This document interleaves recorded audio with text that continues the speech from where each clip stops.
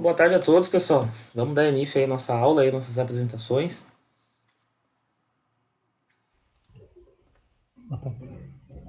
Quem quer ser o primeiro aí?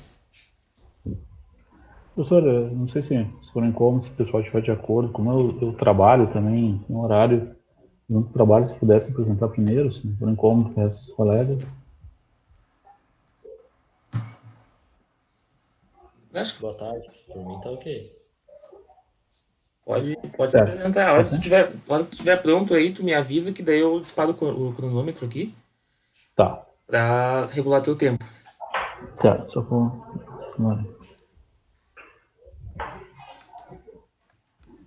Bom, pessoal, vou compartilhar a tela aqui.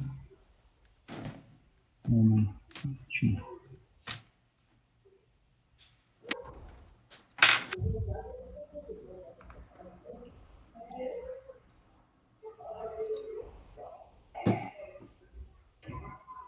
Só um momentinho.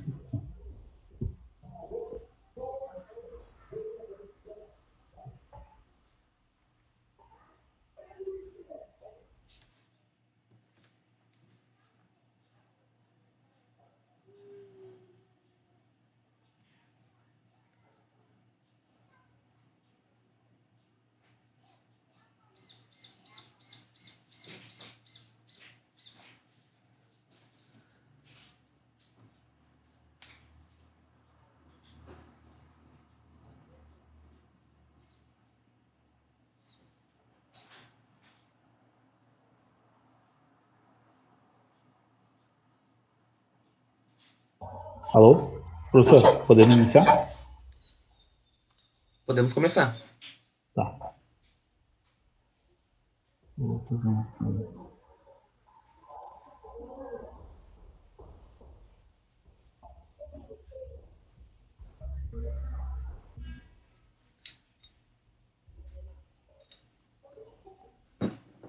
Vou compartilhar aqui. Estão enxergando você? Alô? Assim, ô Daniel, tu pode trocar o modo da tela aí pra não aparecer. É. Aonde, professor José? Tu diz aqui, o senhor diz aqui? É... Não sei se... Como é que é mesmo? Isso aí uma vez. Eu não sei que ele carregou esse módulo, ele tá, como eu tenho um monitor no acoplado, entendeu? Sim, Ele projeta no monitor e na tela do Note ele projeta esse menor aqui, né? sim. Eu não sei se pode ser assim, sim. Tá, pode ser Eu sim. acho que, Mas ô Daniel, eu acho que tu consegue, na hora de compartilhar a tela, de apresentar, tu consegue selecionar o monitor que ele tá mostrando Tá, eu vou parar de o full. compartilhar, certo, eu vou parar. Isso é. Você compartilha o monitor que tá A apresentando, no apresentação, caso. a tela inteira, deixa eu ver uma coisa.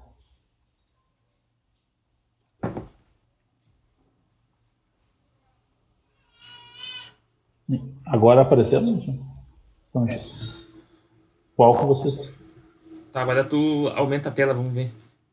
Excelente. Aí, agora sim. É? Tá. Então tá. Bom, pessoal, meu nome é Daniel, vou apresentar o trabalho na parte do motor corrente contínua, né? Então, eu fui levantando materiais seguindo, né, o possível do trabalho, mas não quis deixar ele muito denso, assim, em termos de conteúdo, né? Porque se a gente for aprofundar, eu acredito que não seria suficiente aqui passar todos os tópicos, né? Então, foi dar uma simplificada, assim, para ficar um pouco mais didático e tentar transparecer um pouco mais um pouquinho essa parte do motor de fonte contínua, né? Então, contexto histórico, princípio de funcionamento, né? Trabalhar nesses pontos, né? E aqui um histórico, eu acredito que todo mundo aqui se reflete para todos, né? Não só para a CC, né? A história de motores elétricos começou há 400 anos, quando o William Gilbert publicou sua obra sobre atração magnética, né? E a partir dali começou, né? Com gerações e gerações até chegar onde a gente está hoje, né? Tem uma realmente efetivação mesmo de máquinas, né? Então, E aqui faço um esboço né, na parte de transmissão de energia, como tudo começou. Né? O primeiro sistema de potência elétrica dos Estados Unidos era tudo baseado em corrente contínua. Né? Então, logo depois foi entrando a parte de corrente alternada, né? E que nem diz aqui, apesar do fato, os motores CC continuaram com uma fração significativa de máquinas elétricas. Né? Então, ainda se tornou expressivo, né? Pela utilidade dele, né? Pela característica do motor CC. Né? Então, tinha os prós e contras, né? Mas ele sobreviveu a essa mudança. Né? Então, como diz aqui, né? A lubrificação dos motores CC era, no caso, que havia necessidade de uma ampla faixa de velocidade. Né? Então, se usava muito mais, começou a se dar, talvez é mais fácil trabalhar com motor CC do que corrente alternada. Né? Então, se manteve a característica e aperfeiçoamento do mesmo, né? Para determinadas aplicações. Né? Então, um dos pontos positivos é a questão de controle de rotação, né? Porque de velocidade, que tem a questão do só manipulando a tensão, só a parte de alimentação, tu conseguia ter uma faixa de controle de velocidade boa, né? Diferente do motor corrente alternada, onde tu tem a questão também da frequência, né? E aqui aqui nós vamos falar um pouquinho de princípio de funcionamento, né? Então, trabalha pela interação entre campos eletromagnéticos, não existe baseado em motores ou fenômenos eletromecânicos, tais como forças eletrostáticas. O princípio fundamental dos motores eletromagnéticos são baseados que é uma força mecânica em todo o fio, né? Quando está conduzindo corrente elétrica, imersa em um campo magnético. A força é descrita pela lei de força de Lorentz e perpendicular ao fio e ao campo magnético, né? Então é a nossa regra lá né? Então tem a força, o campo, né, e a corrente elétrica, né? E o motor giratório é um elemento girando, no caso seria o rotor, né? O gira porque os fios do campo magnético são arranjados de modo que um torque seja distribuído sobre a sua linha central do rotor. A maioria dos motores magnéticos são giratórios, mas também os tipos lineares. E tem aqui vai se tratando um pouquinho, já mudando um pouco a parte característica do motor. Então, ele é constituído de eletroímãs, ímãs permanentes, que são posicionados no material ferro-magnético e constitui o corpo do rotor. E, geralmente, bobinas de cobre são enroladas e adequadamente expostas em volta do material ferro-magnético, que constitui o estator. Né? Então, aqui está um esboço inicial, né? Foi tirado até do nosso livro como referência, né? Então, teria a armadura, né? Teria toda a parte de a carcaça, né? Em si, a parte mecânica do motor. Tem o polo de campo e o núcleo de campo, né? Aqui está especificando a armadura, a questão do comutador, né? Onde é que vai passar a alimentação, né? E onde é que está chegando até as escovas, né? Ali é bem didático, ele é bem... esse desenho não se aprofunda tanto, né? Mas já dá para ter uma noção boa.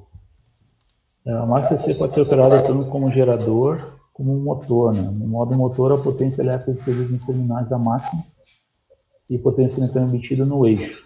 Já no modo gerador, uma potência mecânica fornecida seja por um motor diesel, uma turbina a gás, então você obtém potência elétrica nos terminais. Né? Então, é um reverso do inverso que seria um motor. Né? O princípio de funcionamento das máquinas C é de fácil compreensão, então as complexas características construtivas das máquinas comerciais de com entendimento. Dessa forma, utiliza modelos simplificados da máquina para unidade de funcionamento. Esse modelo é CC simplificado com dois polos mostrados na figura 2. Né? Essa máquina possui dois polos com enrolamento de campo, um rotor bobinado, escovas de liga de carbono e um computador imposto isolado no rotor entre si. Então, a figura é um pouco abaixo. Né? As máquinas de corrente contínua são divididas em duas partes, né? Estator e rotor. O estator possui enrolamento de campo em cada polo, né? Responsável por produzir o campo magnético. fixo. No rotor são montados os enrolamentos de armadura que produzem o campo girante do computador. Aqui vamos falar aqui na parte do estator. É conhecido por polos de excitação, também conhecido como sapata polar. São compostos por bobinas chamadas de enrolamentos de campo, posicionadas sobre um núcleo de chapa de alumínio de lâminas para diminuir as perdas no núcleo. Então aqui fala um pouco da característica dele, né? Cada enrolamento pode conter elementos de campo paralelo, tipo shunt, condutores menores que são variáveis espiras, né? Então aqui enrolamento, a característica também é enrolamento tipo série, né? E os polos de excitação têm que andar e gerar um campo magnético estático. E um esboço assim do como é que funciona a parte das escova, né? São feitas de ligas de carbono, estão constantemente em contato com lâminas de computador, sendo responsável pela ligação elétrica entre o estator e o rotor. Sofre bastante desgaste e necessidade de manutenção periódica. Os interpolos e polos de compensação são enrolamentos posicionados entre os polos na sapata polar. São ligados em série com a armadura, em função de corrigir os efeitos de reação de armadura. Então, aqui do rotor. Armadura é um rotor bobinado, cujas bobinas recebem corrente elétrica e produzem um campo magnético. É o elemento que transmite a potência mecânica e está conectado eletricamente às lâminas do computador. Né? Então, a partir dele que realmente a gente começa a ter uma energia mecânica. Né? O computador é o conversor mecânico que transmite energia aos enrolamentos da armadura. É constituído por lâminas de cobre isoladas entre si por lâminas de mica. Realmente onde é que faz a passagem de corrente. Né? Então aqui está, voltando um pouco ali, está um corte, né, do que seria uma característica básica, né, do motor CC. Né?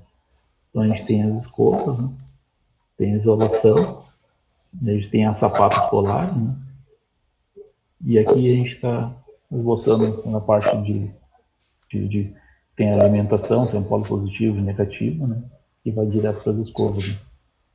E ali são passados direto para o computador. Né?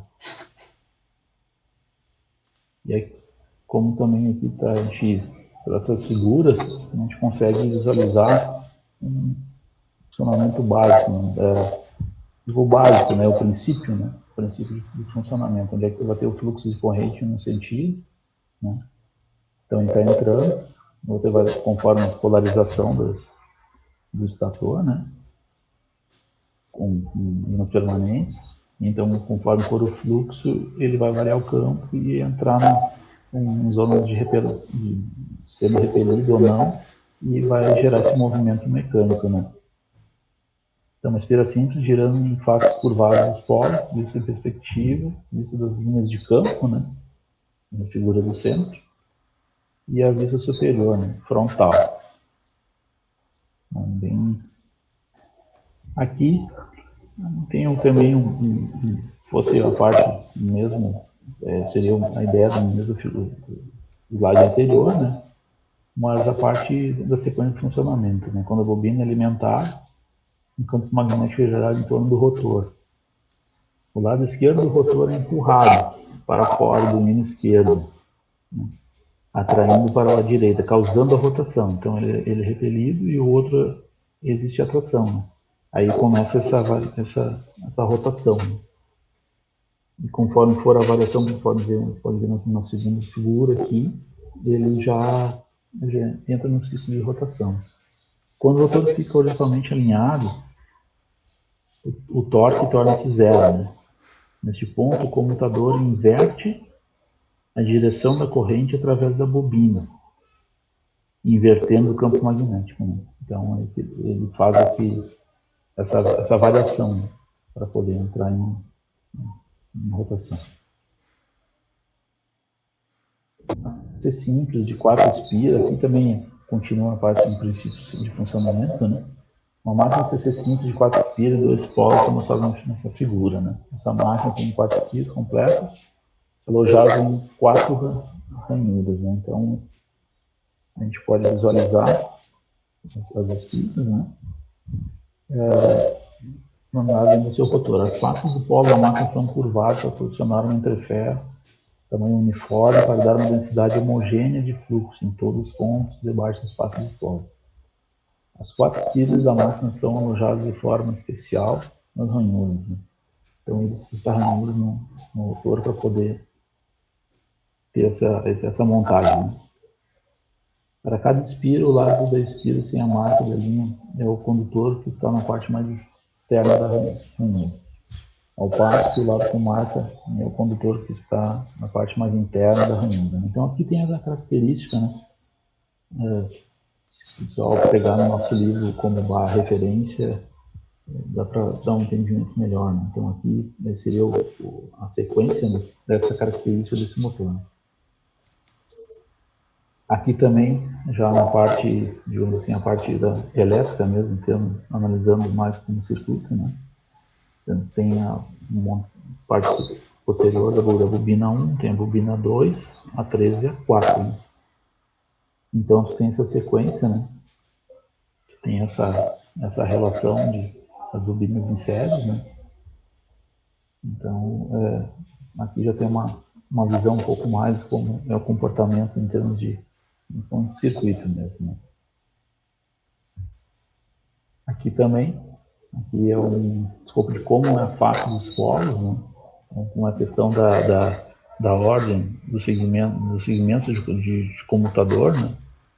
Então, tu tem as escovas, embaixo a gente vê ali tem as escovas, e a sequência do comutador e como que está relacionado a ligação do comutador com a bobina, né? Com as bobinas. Então, tem toda essa topologia aqui de construção, no caso desse motor, uma característica assim. E aqui vamos falar um pouquinho da parte, entrar um pouco na parte de circuito equivalente, né? Circuito equivalente é uma associação de figura próxima à figura. O circuito de armadura é representar uma fonte de tensão ideal, né? Um resistor, um posto de impedância. Essa vibração é, na realidade, o equivalente interno da estrutura completa do rotor, incluindo as bobinas do rotor, os interpolos e os rolamentos de compensação, se presentes. A queda de tensão nas escovas é representada por uma pequena bateria, né, tensão de escova, que se opõe à corrente que circula na máquina. As bobinas de campo produzem o fluxo magnético do gerador. São representados pelo indutor, SLF, e pelo resistor RF. O resistor separado adjacente representa um resistor externo variável, usado para controlar a corrente que circula no campo, no circuito de campo. Então, vou passar aqui já um pouco no slide, né? Então, vocês veem pela topologia do circuito, né? Tem o motor, tem a parte da alimentação, né? Tem a parte da resistência, né? Então, e tem a parte que é a alimentação própria do terminal. E eu vou falar um pouquinho do equacionamento, né? Dessa estrutura, da topologia, né? Aqui é um equacionamento básico, seguir uma linha bem didática, assim, não foi tão a fundo, mas eu acho que ela contempla. A equação de tensão na armadura é dada por contém essa tensão, pela resistência pela corrente, pela variação da corrente, né? Aí o somatório da força sempre induzida na armadura, né? Então aqui tem a nomenclatura, né? A gente tem o VA seria tensão nos terminais de armadura, o RA a resistência da armadura, a corrente que circula na armadura, a indutância da armadura e essa força induzida na armadura. Então contempla esse equacionamento, né? Para poder chegar até a nossa tensão nos terminais da armadura, né? Aqui o equacionamento da tensão nos terminais. Não se esqueça da bobina de campo. Pode ser descrita como a tensão nos terminais do enrolamento de campo, contemplado pela resistência do enrolamento de campo pela corrente que circula no rolamento de campo e levando em consideração também a variação da indutância do enrolamento do campo.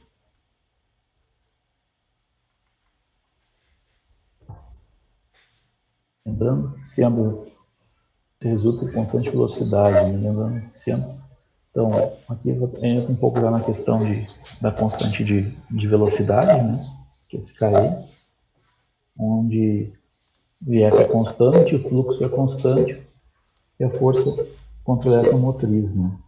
Então, aqui já, de acordo com esse equacionamento, a gente já consegue trabalhar na parte de equacionar a parte de rotação do motor. Então, aqui segue também o mesmo equacionamento anterior, né? A 3 em 2, né? Resultado, a gente teria esse equacionamento aqui. Se a constante K é fornecida com unidade, com sua variação, o valor numérico da constante é igual à constante de torque. Né? Apesar de ser unidades diferentes, sendo a unidade a equação de torque elétrico pode ser escrita como, então, para chegar até o torque elétrico, existe essa, a gente pode trabalhar sinceramente com essa equação.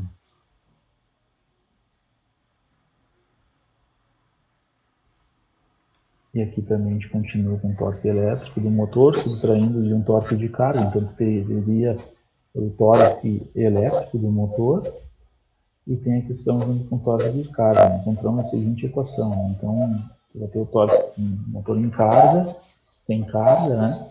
Então, você consegue aplicar esse equacionamento até chegar para definir qual realmente vai ser o torque resultante, né? Aplicando a carga no eixo. Né?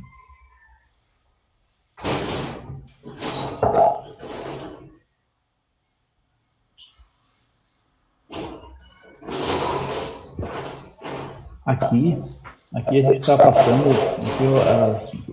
uma maneira mais otimizada, resumida, né?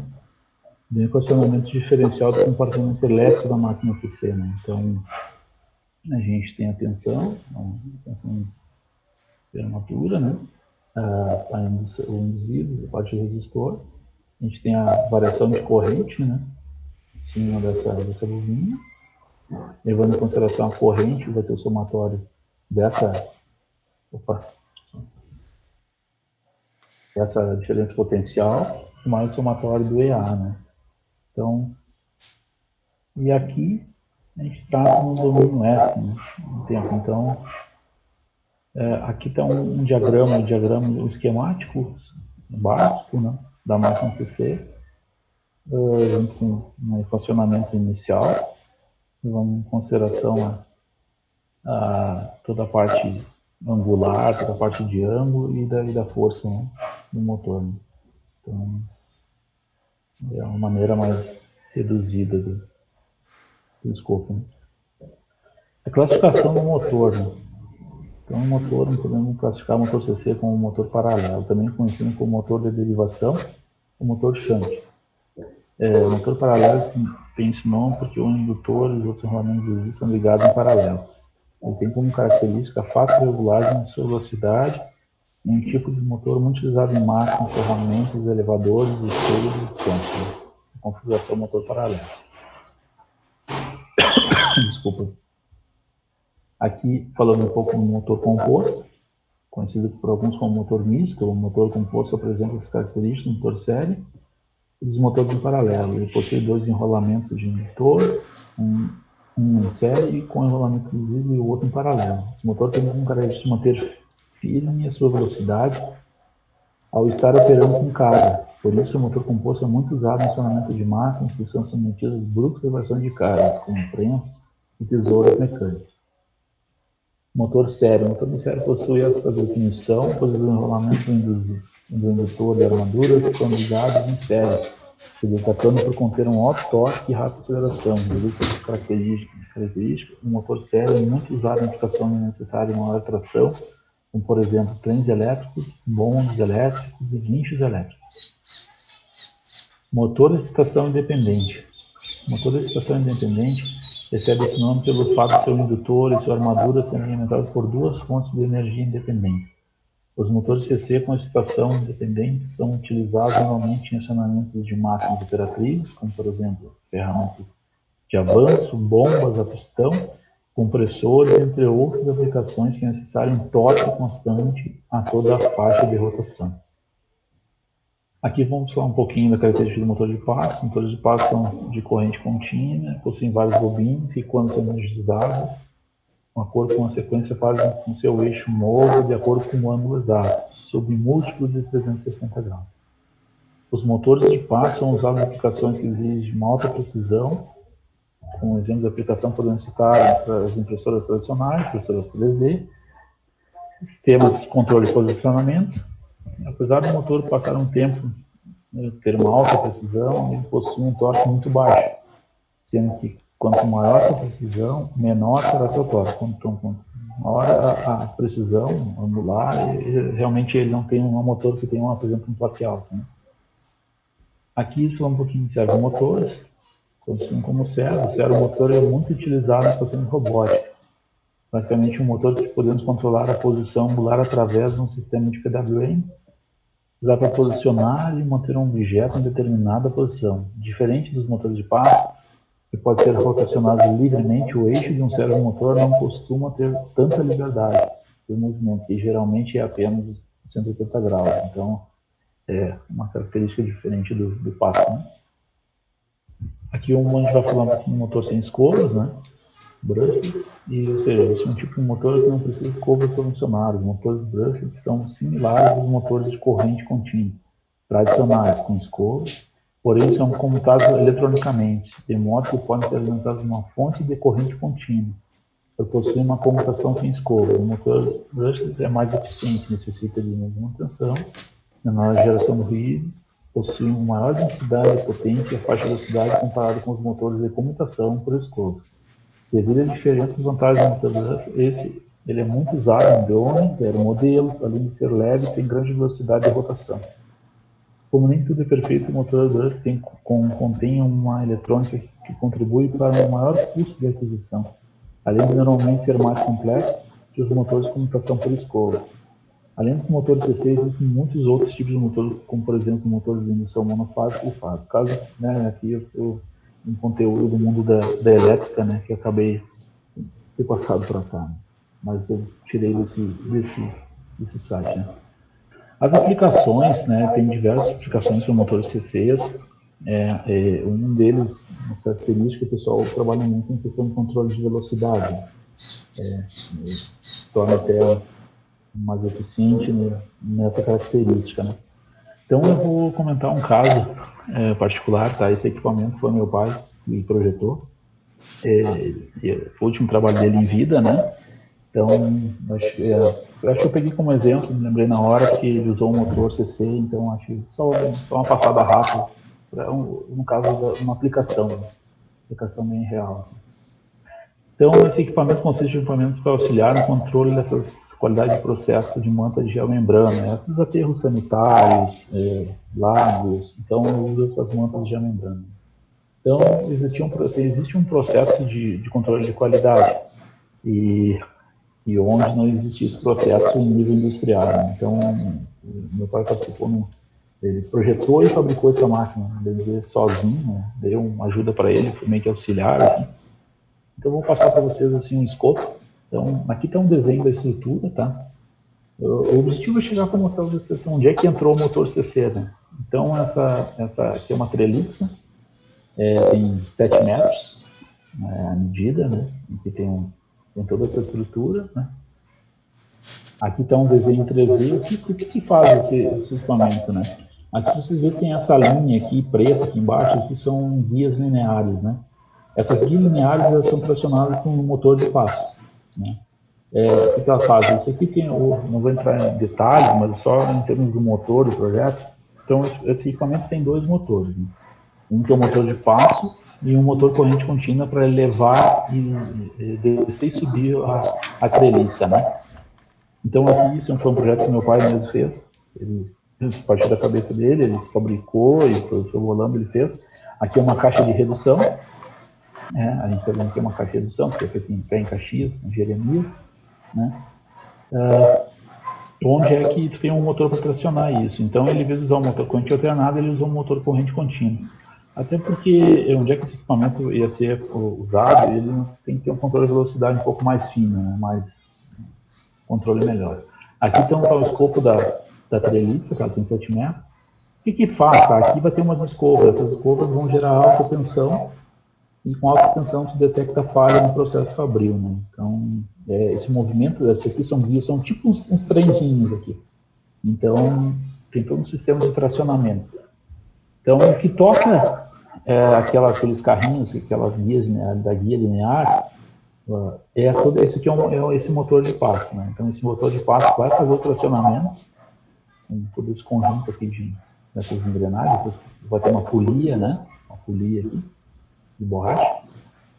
Então, aqui já tem um caso de uso na aplicação do motor de passo. Né? O pai usou para fazer esse controle, porque ela é autoajustável, né? Tu ajusta as escovas de acordo com o tamanho da largura da fabricação da manta. Então, ela pode ter 4 metros, 5, 7, até 6 metros. Então, as escovas vão se autoajustar. Tudo com CLP, né? Isso é o ajuste automatizado, tem um CLP junto que faz esse ajuste. E aqui está realmente a foto mais assim, focada no nosso objetivo, no nosso trabalho de motores, uma aplicação, né, no motor CC. Então, meu pai usou um motor dessa fabricante Baldor, que é uma divisão da ABB, né? E ele optou por usar um motor de corrente contínua, que vai tracionar lá do início, ele está acoplado lá atrás dessa caixa de redução. E ele faz simplesmente essa treliça de 7 metros subir e descer, né? Mas com controle de velocidade um pouco mais preciso, né? De acordo com a necessidade. Então, esse foi o meu trabalho, essa é a minha apresentação, né? Não teria mais itens em si do motor a tratar, características de deslocamento, de bobina, esses itens a mais, acho que é um aprofundamento, né, que nós já tivemos com o professor, né? Então eu fiz de uma maneira assim, um pouco didática, não ser tão tempo por questão do tempo no nosso trabalho, né? Então, meu trabalho foi esse, professor. Tá certo, Daniel. Obrigado aí pela apresentação, tá? Passou um pouquinho do tempo aqui, tá? Era 25, Peço desculpa, era peço desculpa. 28, mas tudo bem. Tudo bem.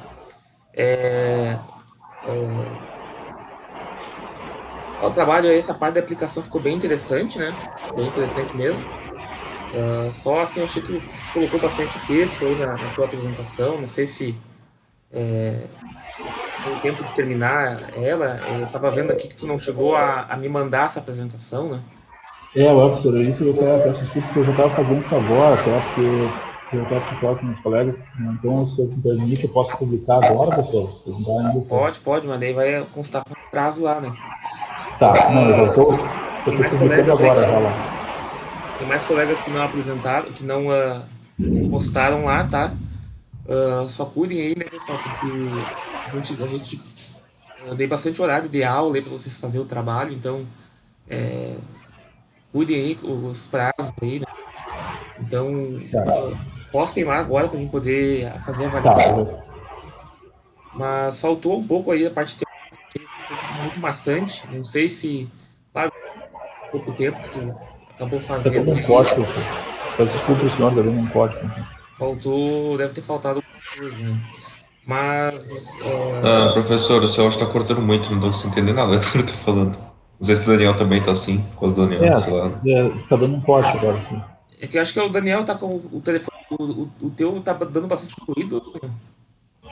É que assim, professor, tá dando uma chuva forte agora aqui, tá? Chuva bem forte, então.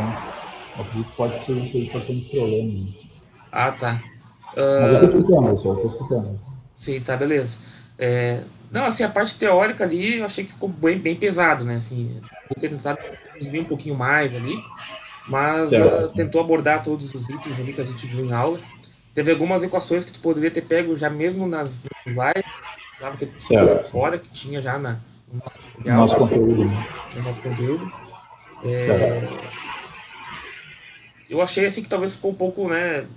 Não sei se talvez faltou tempo para Por- fazer a apresentação, mas eu não assim, não sei se tu realmente conseguiu entender bem aí como é que funciona o motor CC, como é que funciona as configurações, né? Eu fiquei um pouco assim receoso aí, né? é, Mas, oi, pode falar, Daniel. não, eu digo assim, professor, eu vou ser sincero, eu acho que eu devo ter um estudo mais a fundo, tá, professor? Eu acho que tem que ser honesto, né? Eu acho que tem uma dedicação um pouco mais a fundo para poder apresentar melhor e ter um amadurecimento mais tranquilo para apresentar, né? Então, teve pontos até que, né, eu acho que deveria ter dado uma atenção maior e uma dedicação maior. Não, tá, eu entendo que. Mas tudo bem, tudo bem. Eu gostei da aplicação aí. Me mostra um pouco de novo aí essas figuras da aplicação, explica de novo aí o que que. É que assim, professor, isso aqui, como é que eu vou falar para você, tá? Meu pai era da área, né? Meu pai, eu aprendi gosto, se é um curso que se hoje, graças a Deus, eu trabalhando para me formar, eu tive um gosto por ele, né? Então, o que acontece, tá? Meu pai faleceu em 2012, e o último, meu pai, eu trabalho com informação industrial há muitos anos, né? Então,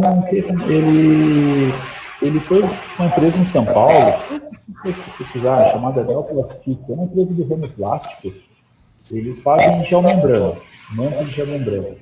Manto de geomembrana é muito usado em aterro sanitário. Em Santa Maria vai ter, em Cachoeira tem, tratamento, vamos supor, de lixo, Ah, me diz uma enfim, coisa, isso aí é uma estrutura que sobe verticalmente, verticalmente. Porque assim, o que acontece, professor Wagner? Na verdade, assim, ó, isso aqui é um acessório, na realidade. Ela é acoplada numa extrusora, né?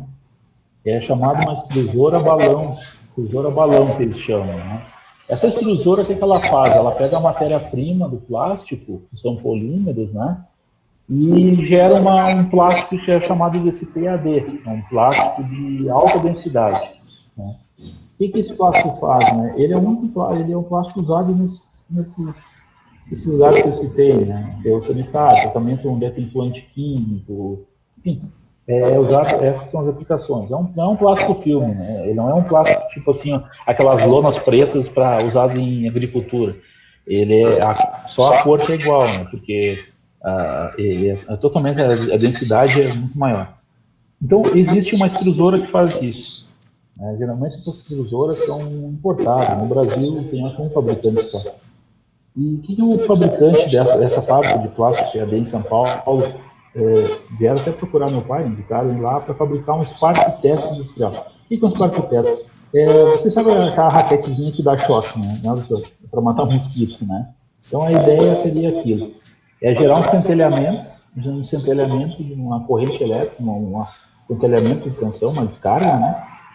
E a partir dali conseguir apontar os furos. Os furos falhas que tem no processo da captação da manta. Desculpa. Ah, tá. Então, o Não, que deu ela para entender. faz? Vocês vendo essa figura aqui, ela é uma treliça, né? No qual projeção são essa medida aqui de acordo com a extrusora. Então, embaixo aqui está passando uma calandra, que tá a bobina do plástico, no caso. Né? Então, está processando a fábrica, está passando ali embaixo.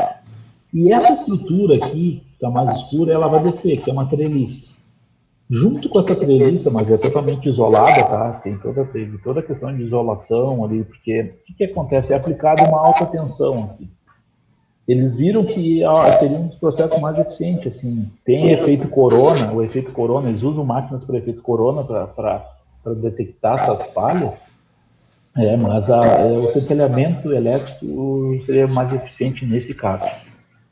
Né? Então, furo de um milímetro e meio, ele consegue identificar a falha. Então, lançaram esse desafio para o meu pai, né? E ele projetou ela. Inicialmente ela seria toda manual. O que ele fez? Ele automatizou ela toda. Assim. Então, ela tem sensores de detecta a largura de faixa, né? Então, e eu quis trazer para cá porque ele usou o motor de corrente contínua, né?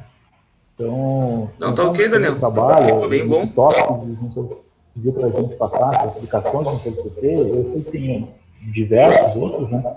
Mas acho que ficou bem fácil de ver, porque tem foto, é bem mais claro para enxergar, né? Uma aplicação. Então, o que ele usou? Ele usou uma caixa de redução, porque todo esse conjunto aqui, ele é um conjunto pesado, né? Então, usou o motor com... Aqui eu não estou mostrando a parte do painel, tá? Tem um painel elétrico, tem um painel com elevador. Até o transformador, quem fez foi o pessoal aí de Cachoeiro do Sul, da Severo Transformador, fizeram esse transformador. Eles geram em torno de 30 kV, mas a corrente é muito baixa, né? Então, a ideia é essa. Então, é um equipamento que detecta a falha, ele manda um sinal, se tiver algum furo, manda um sinal, né?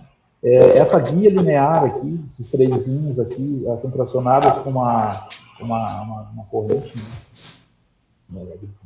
Não de aço, uma correia, né? E aqui vocês veem, é um outro caso de um motor corrente contínua, só que é um motor de passo. E esse motor aqui, ele está todo ligado, interligado num quadro de comando, tem quadro de comando, né? Tem os caras, os dutos, e esse quadro de comando tem um CLP, e esse CLP tem um programinha lá que faz todo esse ciclo, né? Então ele projetou esse equipamento no final de 2011 ali, foi para São Paulo, tudo. Oi, Daniel. E meu pai ia falecer em maio de 2012 e, resumindo, né, o equipamento ficou lá parado e eu estou com esse equipamento parado e assim, professor, esse equipamento é uma patente, né? É uma patente, porque essa patente é nossa, e não tem nível de, não encontra isso assim, né, uma aplicação, então Tá. Daniel, eu vou ter que dar seguimento aqui pelo menos para o nosso caso aqui, para exemplificar o uso de motores, eu lembrei disso na hora, ontem mesmo, e quis adicionar no trabalho para dar uma enriquecida também. Tá certo.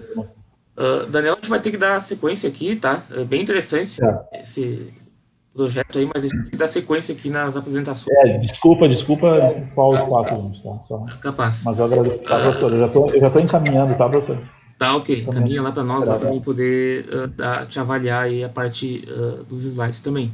Tá, ok. Muito obrigado. Obrigado, Daniel. Estou parando a apresentação, pessoal. Quem que quer ser o próximo aí? Ivan.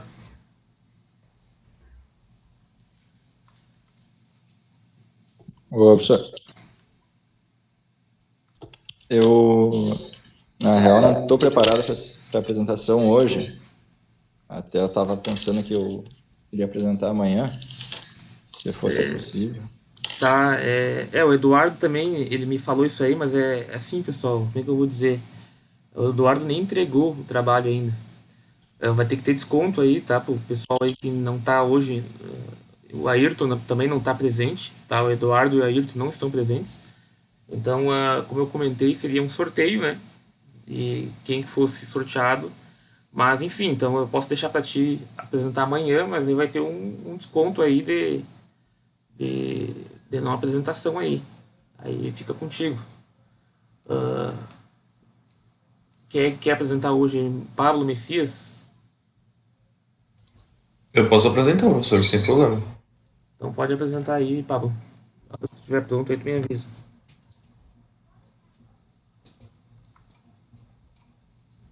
Professor, não atrapalhando, só uma pergunta rápida. Para mim publicar, eu consigo ainda publicar lá pelo portal do Google, do Classroom?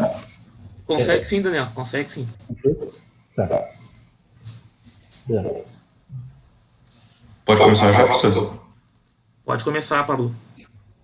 Boa tarde a todos, meu nome é Pablo, eu vim apresentar para vocês um pouco sobre geradores assíncronos, onde eu vou falar um pouco do contexto histórico, do princípio de funcionamento, por cima, assim, um pouco do circuito equivalente do gerador assíncrono e as suas equações. Vou separar as classificações, vou citar algumas aplicações dele e fazer uma conclusão do trabalho no final, assim, me mostrar as referências que eu utilizei para poder fazer o escopo do trabalho inteiro. Bom, contexto histórico. Em 1663 foi inventada a primeira máquina de eletrostática, pelo alemão Otto Guericke, que foi aperfeiçoada pelo suíço em 1974, Martin Planta. Isso aqui é mais uma apresentação de como surgiu e foi desenvolvendo até chegar Vou pegar aqui? Esse aqui? Até chegar no Tesla, que foi considerado o pai da máquina de indução.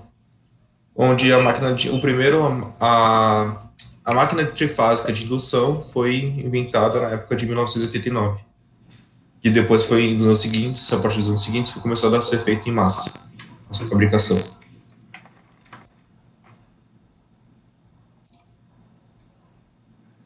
Bom, sobre o princípio de funcionamento da máquina de indução, do gerador assíncrono ou gerador de indução. O comportamento dele conjugado descrito nessa imagem aqui, onde a gente pode observar que quando temos uma um baixo escorregamento, o gerador, o motor, a máquina assíncrona funciona na região de freagem. Conforme vamos aumentando, a gente pega a região de motor, e a parte de que é meu estudo que mais interessa para mim, essa parte que funciona como gerador. Onde podemos observar que quando estamos acima da velocidade síncrona, é onde a máquina funciona como gerador. Que o torque, ou seja, conjugado máximo, é invertido. Sabendo que como o torque conjugado máximo é invertido, é necessário de uma alimentação por banco de capacitores, pois esse gerador assíncrono ou gerador de indução, ele consome reativos da rede, podendo assim causar alguns problemas sérios, né, em questão de queda de tensões na rede e tudo mais. Então, normalmente, quando podemos observar ele em seu funcionamento, não, temos algumas configurações que eu vou citar ao decorrer do trabalho, mas a mais comum e mais utilizada para baixas potências é utilizando um banco de capacitores. A velocidade, como eu tinha dito antes, ela tem que ser maior que a velocidade síncrona da rede, ou seja, maior que 120 F sobre o número de polos, variando de cada máquina para cada máquina. O equivalente é esse circuito demonstrado aqui. Como a gente sabe que o escorregamento depende do número da velocidade síncrona e da velocidade mecânica da máquina em si, pode-se dizer que o escorregamento vai ser negativo. Se o escorregamento é negativo, temos uma resistência negativa aqui, que não tem muito sentido. Mas essa resistência negativa nos informa que a corrente está sentido ao contrário do que a corrente realmente foi pré-adotada. Ou seja, a corrente, em vez de estar entrando na máquina, ela está saindo da máquina, fazendo assim a funcionalidade como um gerador. O mesmo pode ser observado nas potências. Como considerando um S negativo, que é o escorregamento negativo, a potência mecânica se torna uma potência positiva, se torna uma potência um P maior do que o PG.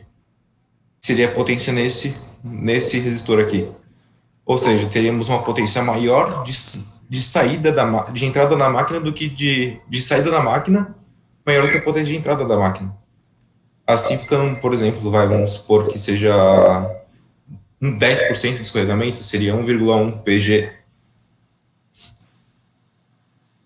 Bom, sobre a classificação, nós temos três classificados de acordo com a potência, esses geradores, né? E pelo tipo de excitação. Temos 4 tipos de excitação, eu vou detalhar melhor 3 tipos, sendo o terceiro e quarto tipo muito parecidos. O primeiro tipo é diretamente à rede, ligado diretamente à rede, que utiliza o banco de capacitores. O segundo tipo é um conversor CA-CA, onde podemos observar eles aqui. E o terceiro tipo é duplamente alimentado, onde temos duas alimentações aqui. Essa duplamente alimentada, ela tem a alimentação do estator e uma alimentação no rotor também. Sendo as duas alimentações CA, que é o que diferencia de uma máquina síncrona, de um gerador síncrono, que a alimentação no rotor é uma alimentação CC. Bom, falando mais sobre o primeiro caso, que é o do diretamente ligado à rede. Necessita de uma multiplicação de velocidade, que nesse caso é aplicada uma eólica, que eu peguei o trabalho, que eu consegui encontrar, é aplicado o gerador assíncrono para a produção de energia eólica. E assim podemos observar que as pás estão girando, necessita de como precisamos de uma velocidade acima da velocidade síncrona, ou seja, uma velocidade extremamente alta de rotação do rotor, a gente coloca, é acoplado à entrada do rotor um multiplicador de velocidade, que conforme a pá aumenta, a velocidade chega no rotor é maior que a velocidade própria da pá, dizendo assim. Permite, só que esse tipo de topologia permite uma baixa variação de velocidade. Permite só uma variação de 5% de velocidade mecânica, o que nesses casos é muito baixa e é considerada velocidade constante, até mesmo nesses casos. Para que tenha uma possibilidade de uma maior variação nessa topologia, é utilizado um duplo regulamento no estator com polaridade diferente, para que mantenha-se uma maior... Tá passando um avião aqui, desculpa.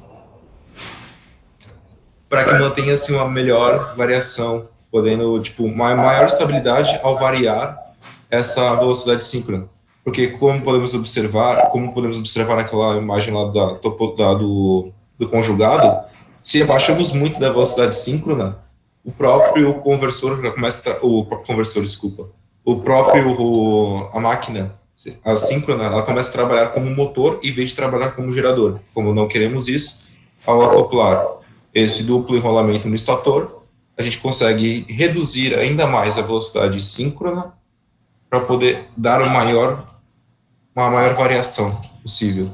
Essa topologia é muito utilizada para estruturas até 1 megawatt de potência.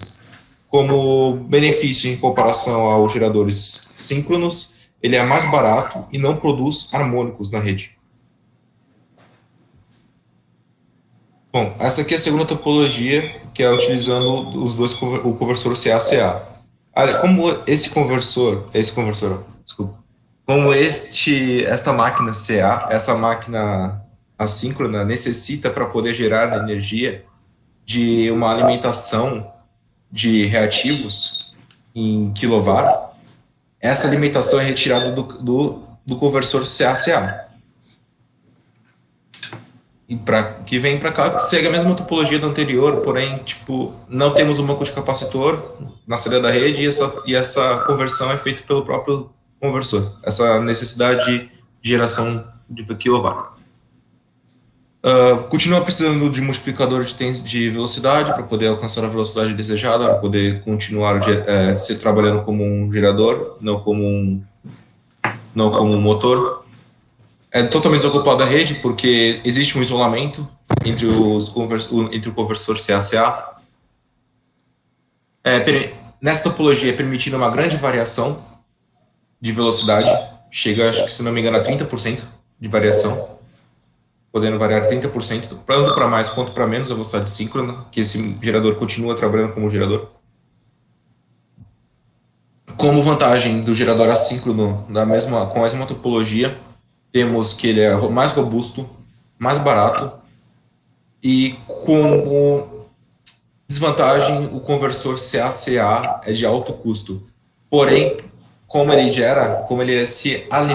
alimenta a máquina com seus próprios capacitores de saída, não temos limite de potência.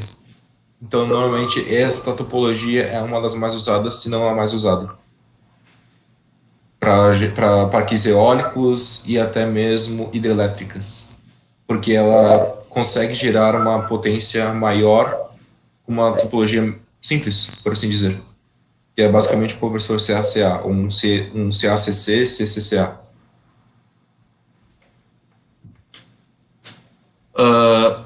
A última aplicação é a duplamente alimentado. O que muda de uma duplamente alimentado para outra, são dois tipos de duplamente alimentado, é a utilização de escovas nesta parte aqui, na parte do rotor. Primeira montagem foi em 1970, tem uma alimentação trifásica no rotor e nos anéis coletores, aqui, podemos observar. Permite o controle de correntes rotatórias e possui um melhor rendimento.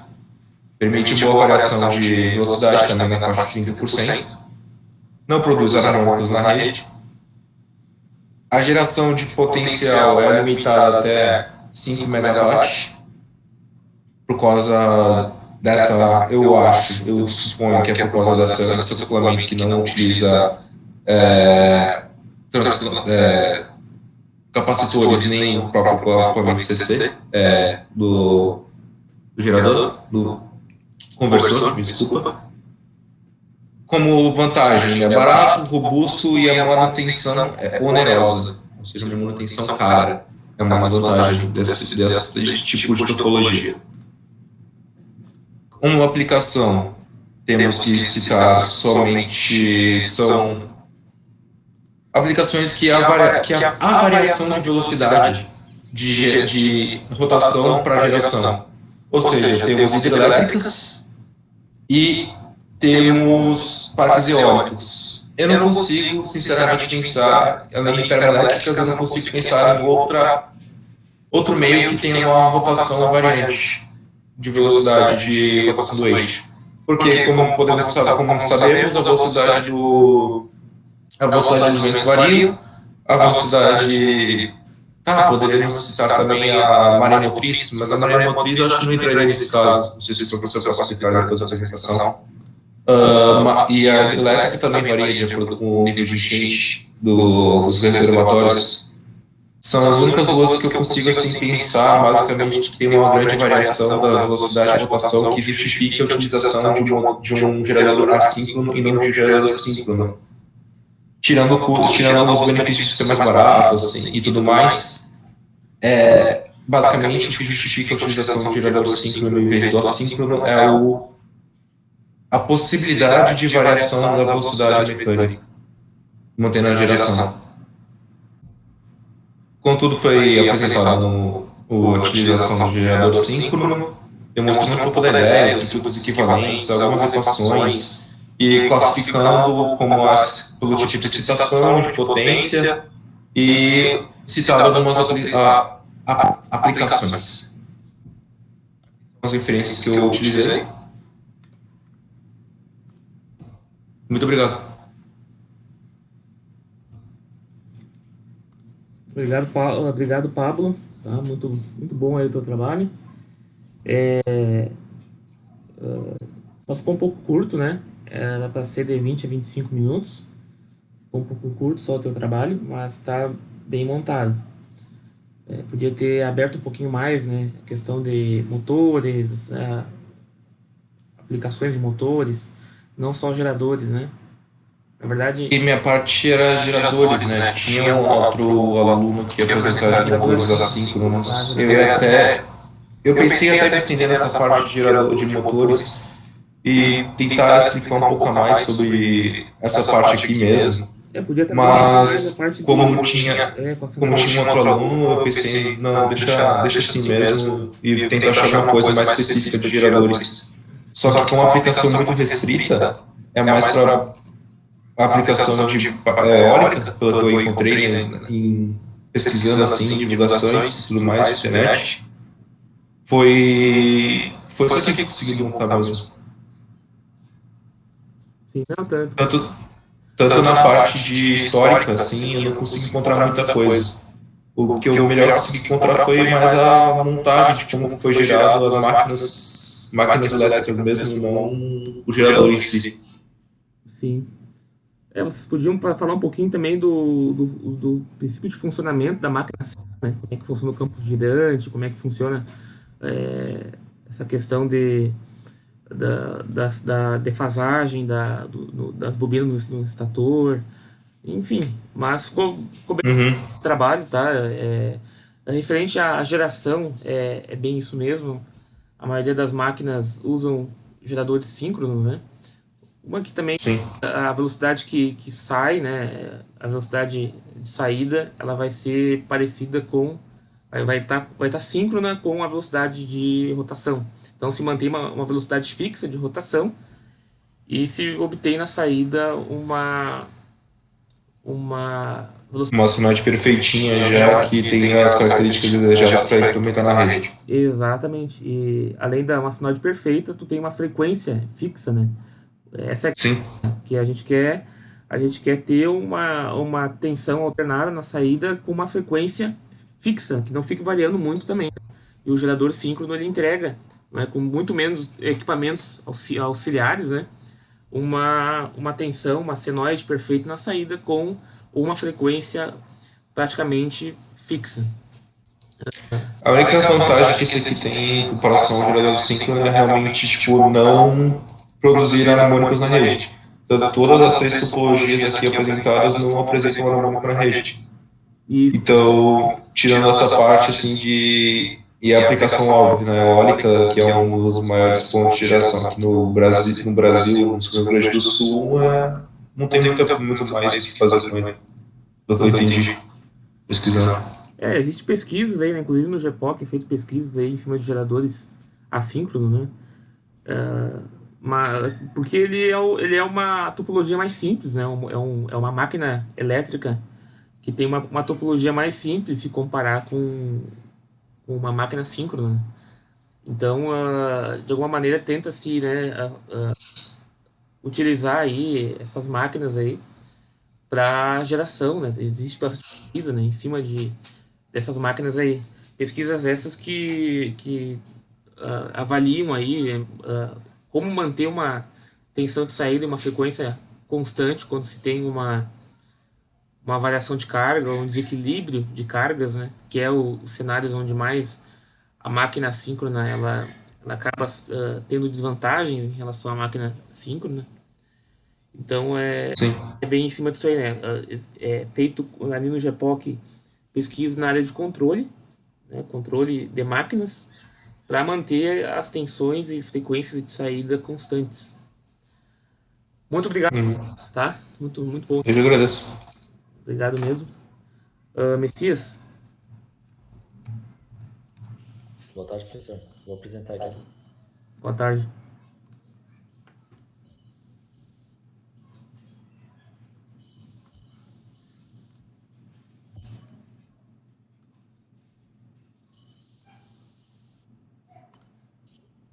Então, boa tarde ao professor, aos colegas. Então, vou apresentar sobre o gerador CC. Primeiramente, um pouco de história. Em 1856, o eletrotécnico Hermann Siemens construiu um gerador de corrente magnético induzido de ductos. Mas esse aparelho não podia gerar muita potência, porque usinas permanentes têm pouco fluxo magnético. Somente 10 anos depois que a Siemens construiu um gerador com alta excitação.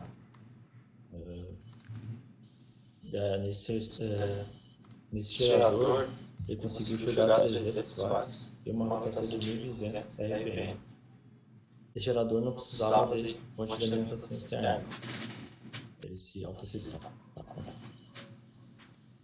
O que é um gerador CC? Um gerador CC é uma máquina de corrente contínua que gera uma tensão induzida, quando uma força externa produz rotação em seu eixo. Então, qualquer força que produzir rotação no eixo do gerador, esse gerador vai induzir uma tensão induzida no rotor.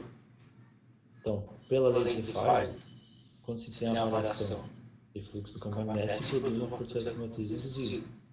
No caso do gerador, que ocorre a variação do fluxo no rotor. Essa variação do fluxo que induz uma tensão no próprio rotor. A aplicação dos geradores eu não encontrei muito, mas eu pesquisei e eles são aplicados nas hidrelétricas, né, nos geradores hidrelétricos, na geração de energia. Aqui a gente tem a estrutura da máquina. Tem as escovas que recebem a tensão, a alimentação não, a tensão gerada, né, passa pelas escovas. O computador, né, que faz a conversão da tensão de CA para CC. Também temos o estator, que contém os enrolamentos de campos, né? A armadura, onde tem o material ferromagnético, né? Contém as bobinas da armadura, né? Que recebe o fluxo através do material ferromagnético, recebe o fluxo. induzindo uma tensão. Também temos o rolamento interpolo, núcleo da armadura, núcleo polar, sapato polar, onde que tem o contato do estator com o rotor. Aqui a gente tem a demonstração do motor CC, né, que é a parte móvel do rotor, do gerador. O que acontece? Esse material aqui é um material ferromagnético, onde as bobinas estão inseridas, né? Elas são isoladas uma da outra. O fluxo do estator flui nesse material ferromagnético, né? Que recebendo o fluxo da tensão induzida. A gente tem um computador também, que faz a conversão da tensão CA para CC, está ligado na cada bobina aqui também. E tem uma separação por mica, né? Cada segmento do computador tem uma separação por mica. Então, no rotor, o que acontece? O fluxo ele sempre flui para onde tem material que tem a permeabilidade magnética melhor. Então, o material ferromagnético tem a permeabilidade melhor. Então, o fluxo sempre flui por ele, em vez de fluir pelo ar. Então, o fluxo do estator, o campo do estator fluindo pelo ferro magnético do rotor, fica dessa forma aqui. O que acontece no rotor gira, esse fluxo varia. Esse fluxo varia, com isso a tensão induzida para ele faz no rotor. Aqui a gente tem o estator, né?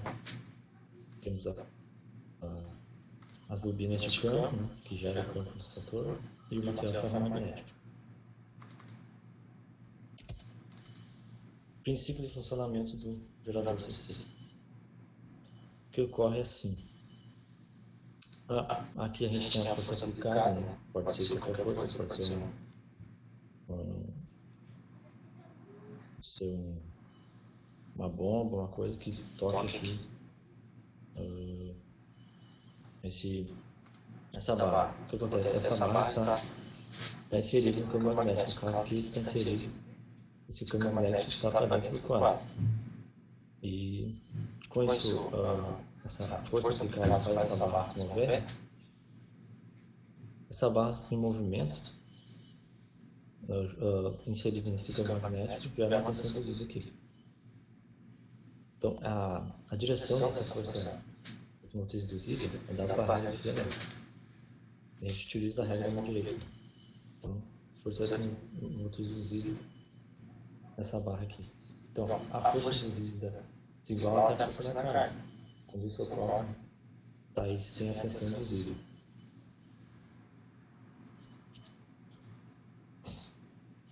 Seguindo, a tensão induzida no rotor, no gerador, é a soma das tensões induzidas de cada uma dos espíritos do rotor, dividido pelo número de caminhos de corrente.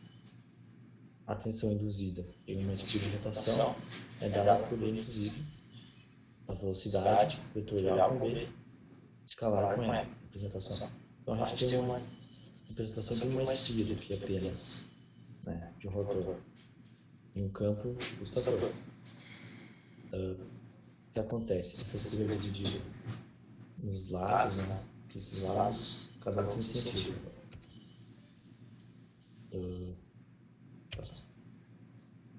Então, no lado AB aqui, o que acontece? No lado AB, o espírito de baixo escalar, a velocidade V é perpendicular a B, e o produto V, vetorial B, aponta para dentro da página. Então, da equação lá, da tensão induzida, o produto vetorial é máximo, devido ao ângulo de 90 graus, e o produto escalar também, por ser paralelo. Já no lado BC aqui, o produto V, vetorial B, aponta para dentro ou para fora da página, ao passo que o comprimento vértice está contido no plano da página. Então, se tem um ângulo de 90 graus entre o vetorial de V e B, com o comprimento R, com isso, o produto escalar zero. No segmento CD, se que tem o mesmo valor de tensão induzida do lado B, mas com o inverso, né? Devido ao fluxo da corrente aqui invertido, então, o sentido da tensão. O segmento DA, da mesma forma que no segmento BC, tem um ângulo de 90 graus entre o produto vetorial VB e o comprimento F. Dessa forma, o valor é zero. Sendo assim, a tensão induzida total é a soma das contribuições nessa espira. Então, a tensão induzida debaixo da faixa exposta é 2 VBR. E, além da borda exposta, é zero. Bom, dessa forma, quando a espira produz a tensão de 2 VBR, mas quando essa espira girar em 180 graus, ocorre a inversão do valor da tensão induzida. Eles assim geram uma tensão alternada.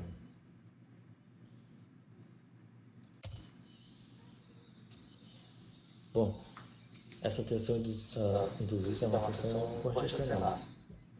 Para se ter uma tensão CC, usa o processo de comutação. O que é o processo de comutação? Ocorre adicionando os comutadores, sendo os segmentos condutores, circulares, acrescentados em semiárido de cada espira. E as escovas são contatos deslizantes. Bom, eles são instalados em um modo tal que, quando a tensão aspira zero, os contatos são curto-circuito nos dois segmentos. Com isso, sempre que a tensão na espira muda de sentido, os contatos também mudam. E a saída da tensão dos contatos sempre é do mesmo tipo. Então, a tensão é sempre uma tensão constante devido à comutação fazer inversão. Então, quanto mais espira tem posse no rotor, mais contínua será a tensão gerada. Aqui a gente tem a demonstração do comutador, né, e as escovas. Então, a tensão após passar pela comutação fica a tensão constante. Esse funcionamento, bom, sabendo que uma espira a gente tem VBR, a tensão total geral na valor da espira real é EA igual a ZVBR dividido por A. Então, a tensão em uma espira é multiplicada por quantas espiras tiver, quantos condutores tiver nesse rotor, dividido por número de caminhos. Quanto mais caminhos tiver, diminui a tensão induzida. Também, como o fluxo de um polo é igual à velocidade de fluxo debaixo do polo design e o rotor da máquina tem a forma de cilindro, então a tensão induzida também pode ser calculada pela multiplicação do número de espiras vezes polos, dividido pela área, vezes fluxo, vezes velocidade. Então, quanto maior a velocidade, quanto maior o fluxo, quanto mais espiras tiver, maior vai ser a tensão induzida.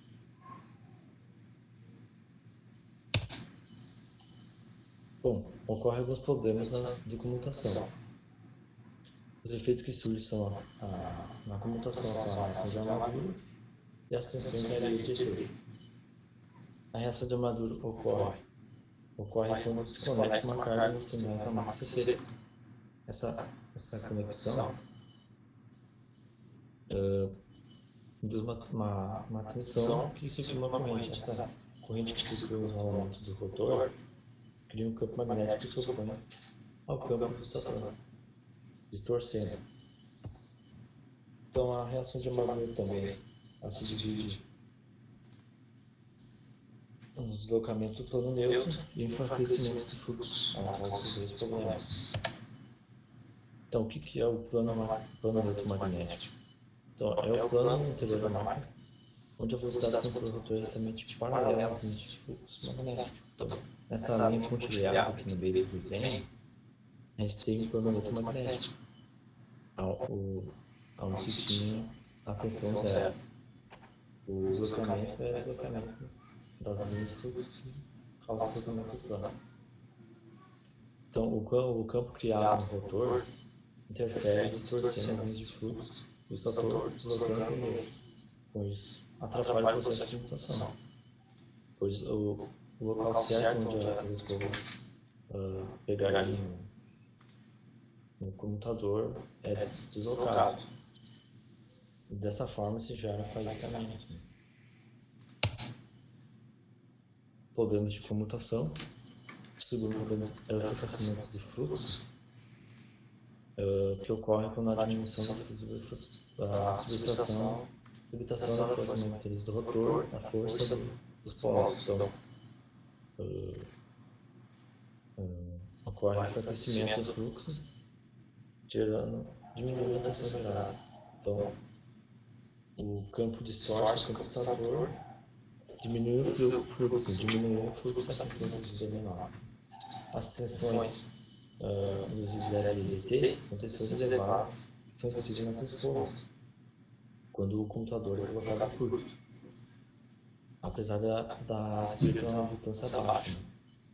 Então essa tensão induzida causa um faiscamento em formação de arco.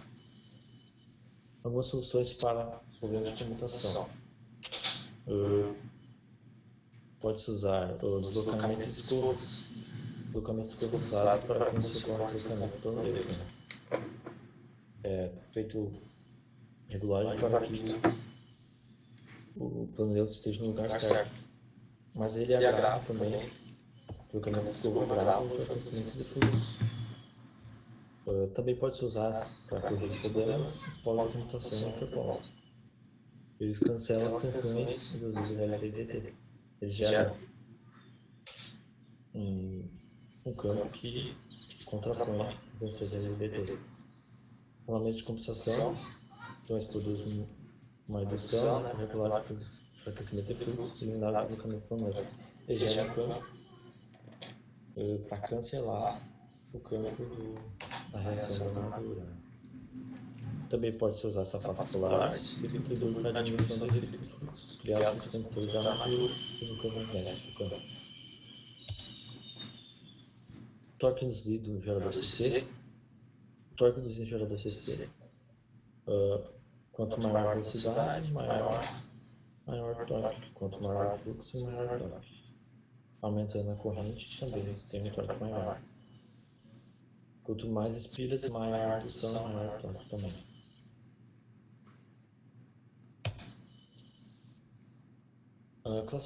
Classificação de geradores. Os geradores se dividem em 5 tipos. O primeiro é gerador de excitação independente. O fluxo de campo é obtido de uma fonte de potência separada para o gerador. Então, ele recebe uma tensão separada. Gerador de derivação. O fluxo é obtido em um campo pela ligação do campo com as terminais geradores. Então, a tensão do campo, né, que gera o campo, é ligada na armadura. O gerador série tem o circuito do campo ligado em série com o circuito da armadura. O gerador composto cumulativo tem o campo de elevação em série. Redução aditiva tende a aumentar a causa da potência. O gerador composto diferencial tem o campo em série de elevação, mas seus efeitos são subtrativos. Aqui a gente tem demonstração, um campo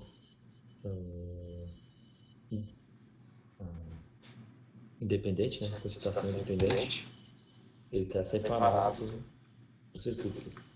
Aqui também a gente tem a armadura, né, que está em série com o campo em série do Saturno. Aqui está em paralelo com o campo da armadura. Aqui a gente tem o campo em série e o campo em paralelo. Bom, gerador com excitação independente. Aqui a gente tem a tensão VR, que é de uma fonte externa. Essa tensão VR que gera o campo do Saturno. Aqui a gente tem a tensão induzida, a armadura e a resistência da armadura. Aqui a gente tem a tensão terminal. Então a tensão terminal vai ser o quê? A tensão induzida menos aquela tensão cruzada com a resistência da armadura. A gente também tem um gráfico aqui da tensão terminal. A tensão terminal seria se não tivesse perda, mas tem perda devido à resistência, desenrolamento. Também pode ocorrer a perda resistência da armadura, que diminui a diminuição do fluxo, diminuindo a tensão induzida. Bom, para controlar a tensão no terminal VT, o gerador de estação independente, pode-se mudar a tensão EA induzida. Sabendo que a tensão EA é K vezes o fluxo vezes a velocidade, para mudar a tensão EA, a gente pode regular a velocidade, pode aumentar ou diminuir. Aumentando a velocidade, a tensão induzida aumenta, aumentando a tensão terminal. Também se pode alterar a corrente de campo. Como pode ser feito é diminuindo a resistência do campo. Então a corrente de campo vai aumentar. Aumentando a corrente de campo, aumenta o fluxo. Aumentando o fluxo, aumenta a tensão induzida e, por sua vez, aumenta a tensão terminal. Gerador CC em derivação. O gerador CC em derivação, o rolamento de campo é colocado em paralelo com o rolamento da armadura. Se alimentado pela tensão das escovas da armadura. Então não tem fonte externa. O campo, o rolamento de campo está ligado em paralelo com a armadura. Então a tensão terminal e a tensão da armadura não são queda. A tensão da armadura é a mesma que o campo.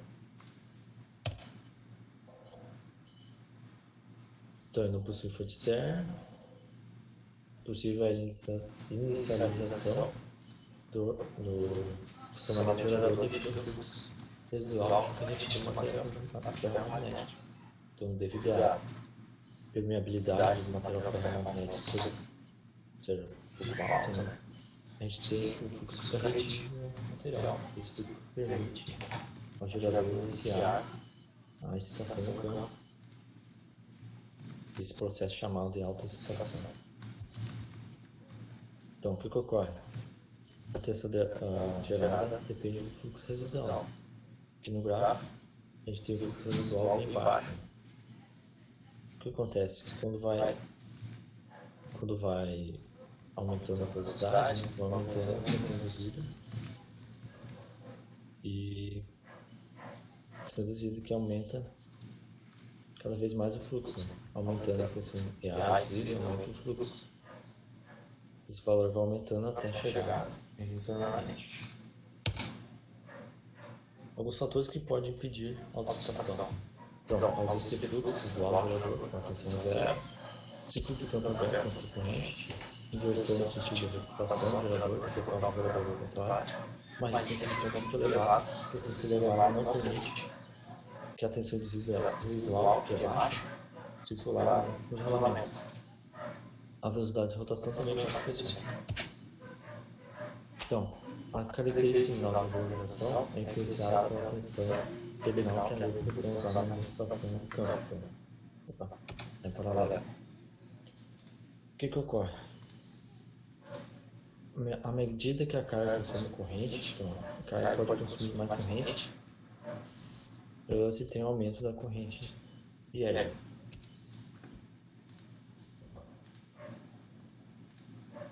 Aumento da corrente L. Aumentando a corrente L, né? Tem o aumento da corrente da armadura. Então, o que acontece? O efeito da reação da armadura e a queda de tensão reduz a tensão terminal. Então, devido à corrente aumentar, vai se ter mais perdas. Aumentando as perdas, a tensão terminal diminui. Também, aumentando a corrente, o efeito de tensão da armadura aumenta. Porque o fluxo é maior, menos o campo que se contrapõe ao campo do estator. Então, diminuindo a tensão terminal, tem enfraquecimento do fluxo da máquina devido à redução da DF. Então, diminuindo o VT, diminuição de VT, aqui, dessa forma, causa diminuição de F, diminuindo a corrente de campo, diminuindo o fluxo, diminuindo a tensão do motor. Aqui a gente tem o gráfico da comportamento da tensão terminal do gerador de carga, né? Que ocorre a tensão induzida, né? Ela estaria aqui, mas devido àquela tensão por rolamentos, diminui. Reação de armadura diminui o fluxo, diminui a tensão induzida, diminuição da corrente F, também pode diminuição do fluxo, né? Esse tem uma queda na tensão terminal. O gerador CC sério. O gerador CC sério, normalmente o campo foi sério com a armadura. Então a tensão terminal é a tensão induzida menos a queda de tensão nas resistências.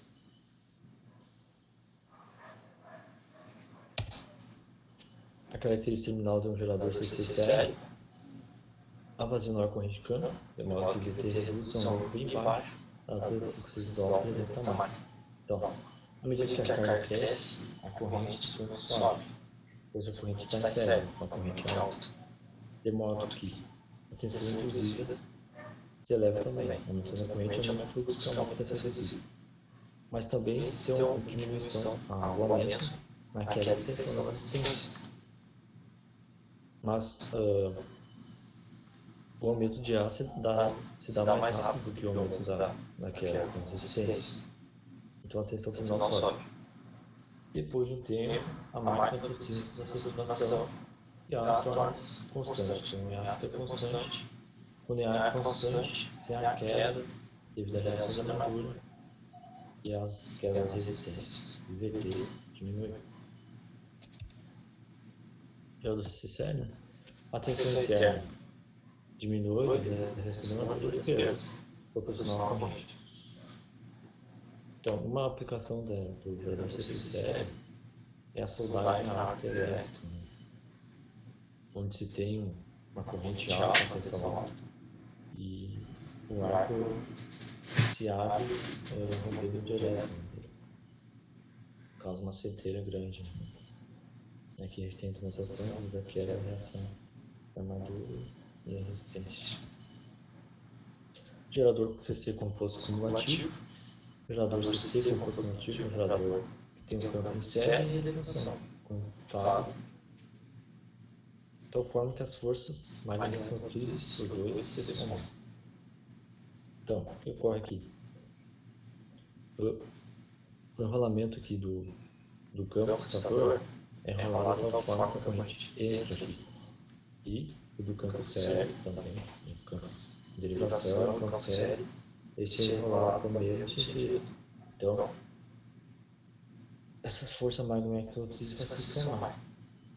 Aqui a gente tem a redução da força líquida, que é a força do campo de derivação, campo sério, menos as teorias por reação de armadura, contrapondo o campo extrator. A tensão terminal é a tensão da armadura menos a queda de tensão, as resistências.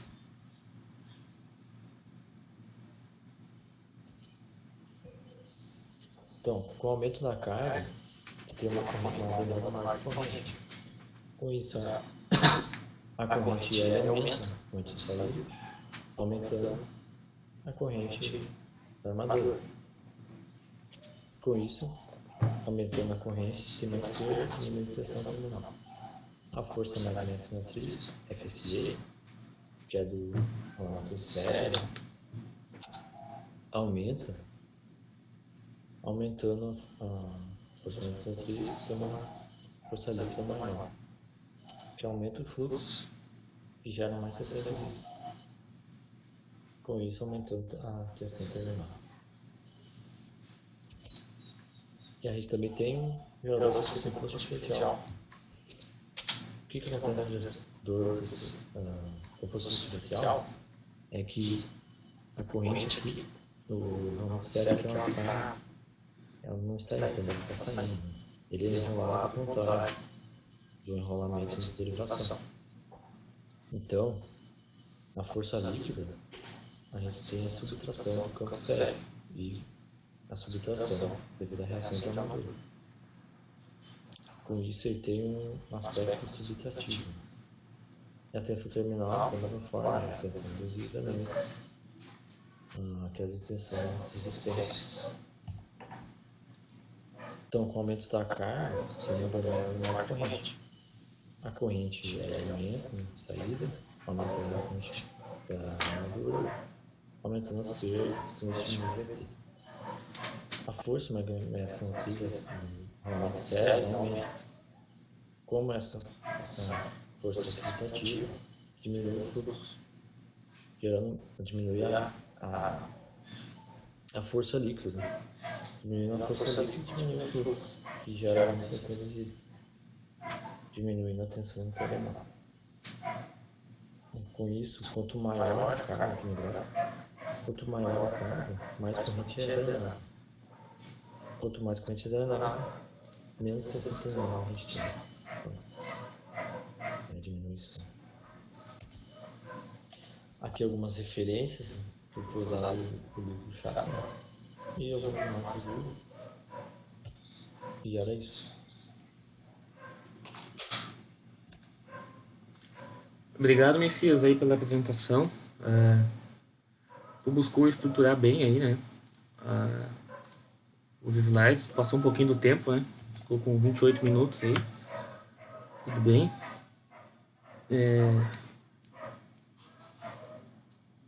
Eu acho que tu trouxe aí toda essa teoria aí que a gente comentou em aula. Ficou bom, acredito que tu estudou bastante aí para poder montar aí e explicar, né? Talvez poderia ter explicado um pouco mais, né? Não lido tanto, dado um pouco mais de explicações. Podia ter trazido um pouquinho de aplicações, aí eu senti falta um pouco de aplicação, mas ficou muito bom, tá? O teu trabalho aí ficou bem legal. Faltou. Falar sobre máquinas elétricas é complicado, porque é bastante coisa, né? É uma disciplina bem pesada.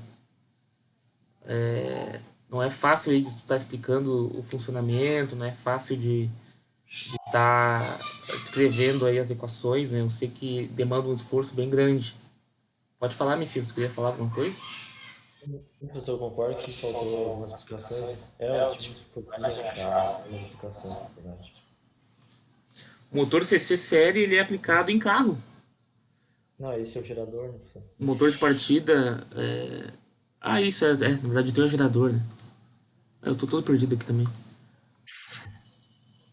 Tu é o gerador CC.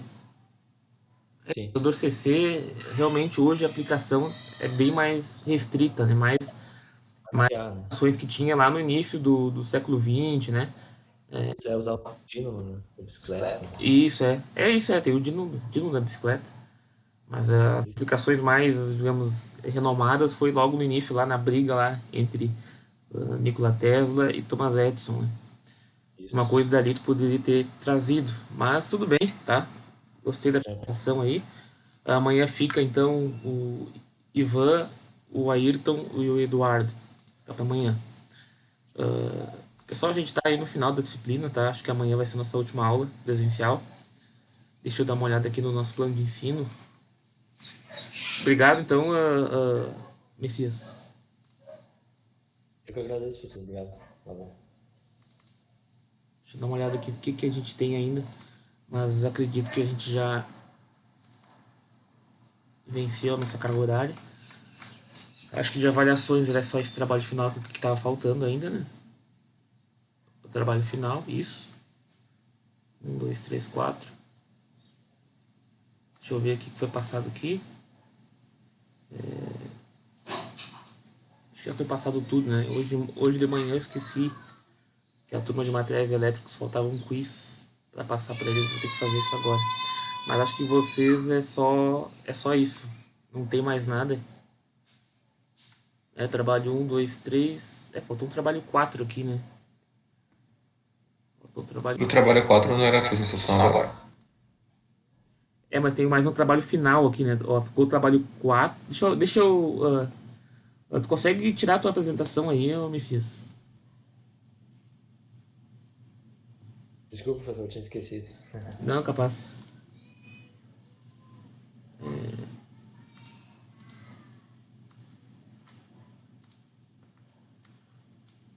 aparecendo aí? Sim, professor. Ficou esse trabalho 4 aqui, ó. O que a gente pode fazer é eu duplicar a nota desse trabalho final aqui, tá? Proporcionalmente. Ou dar mais um trabalho para vocês. O que vocês preferem?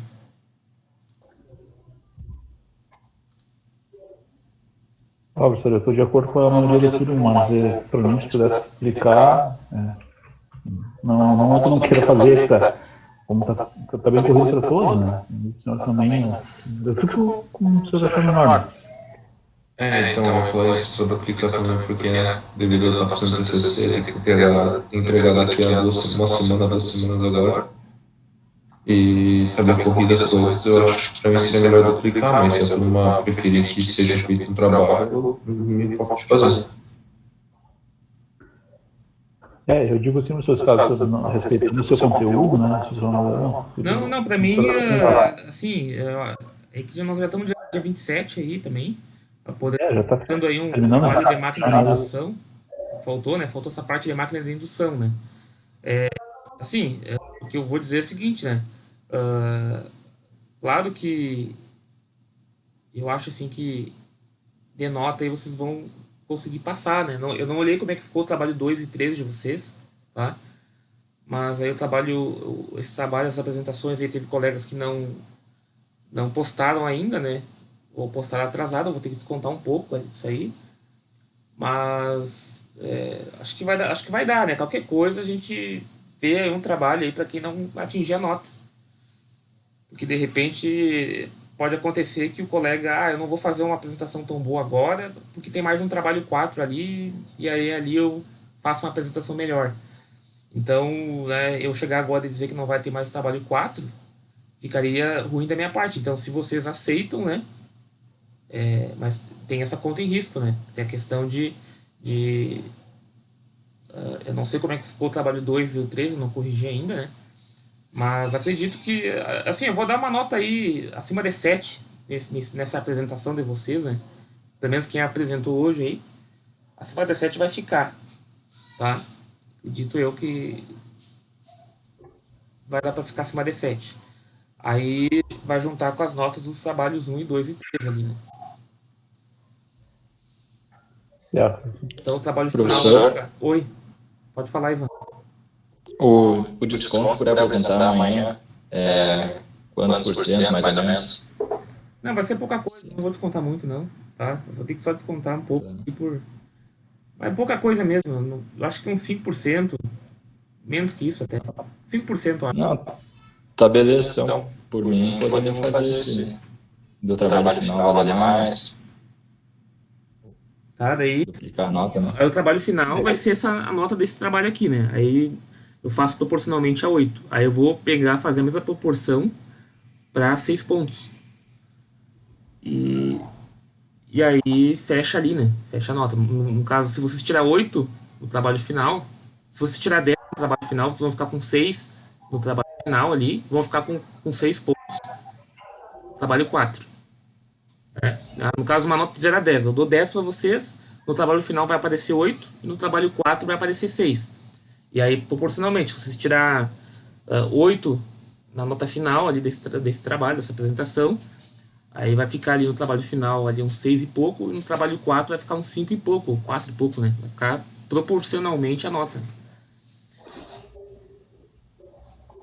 Beleza, então, pessoal? Que o semestre já está terminando, né, professor? Eu acho que periodicamente de aula mesmo, eu acho que é a próxima semana, né? Teria mais 2 semanas, né? Teria mais 2 semanas. Nós iria até... Aqui, ó, nós iria até... aí teria aula dia 2 e dia 3 da semana que vem, tá? E teria ainda dia 10 e dia 11. Teria 4 aulas ainda, né? Então é mais uma questão assim, né, para quem acha que quem queria ter uma nota melhor, né? Tipo, eu acho que eu não fui tão bem no trabalho, eu queria ter um trabalho 4 separado, porque eu acho que eu quero aumentar um pouco a minha nota.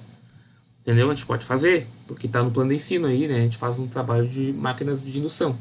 Mas como a cadeira foi bem pesada e eu cobrei bastante aí nos outros trabalhos, aí é com vocês, né? O que vocês acharem aí, a gente faz. Eu acho que a gente podia, né, parar um pouquinho antes aí, porque já estamos entrando em fevereiro, né? E essa disciplina aí foi bem maçante. Eu sei que foi maçante, foi difícil aí para vocês acompanhar e fazer os trabalhos. Então eu sei que não foi fácil. Eu sei que eu dei bastante questões aí nos trabalhos, né?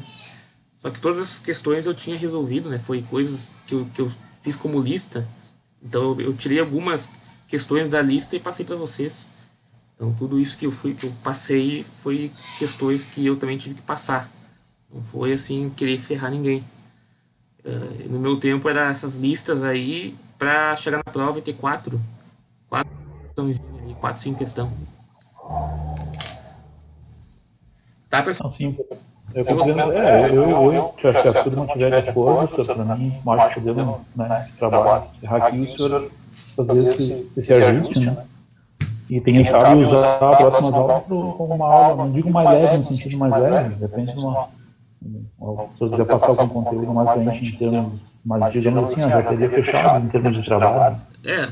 Fechou o trabalho e também aqui o conteúdo, né? O último conteúdo Sim. de redução. Então,